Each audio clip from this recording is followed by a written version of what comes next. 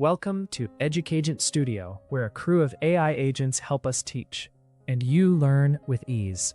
Here's the problem we'll solve today. Find an upper triangular matrix U that is not diagonal, but still satisfies U squared equals I. Let's start with the most general 2x2 upper triangular matrix. Diagonal entries A, D, and an upper right entry B. To make sure the matrix is not diagonal, we must keep B non-zero. Now we multiply U by itself to see what constraints U squared equals I will impose. Squaring preserves the triangular shape, and the new upper right entry becomes AB plus BD. Since we want U squared to equal the identity, we match entries position by position. The diagonal entries must square to 1, and the upper right entry must become 0.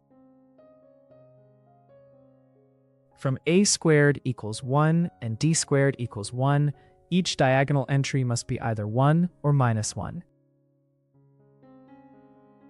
The off-diagonal condition simplifies nicely. Factor out B. Since we refuse to let B be 0, the only way to get B times A plus D equals 0 is to make A plus D equals 0. That forces the diagonal entries to be opposites.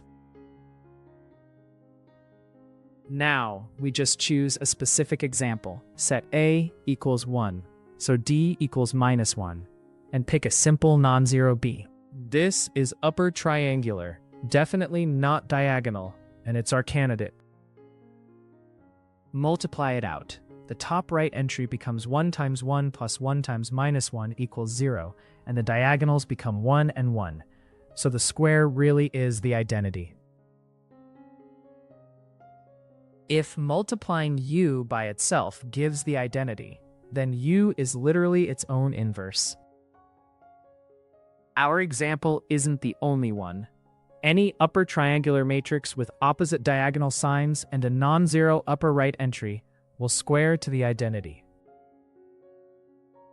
We built the most general 2x2 upper triangular matrix while forcing it to be non-diagonal. Matching U squared to the identity forces diagonal entries to be plus or minus 1, and the off-diagonal condition forces those signs to be opposite. One clean choice is the matrix 1, 1, 0, minus 1, which is upper triangular, not diagonal, and self-inverse.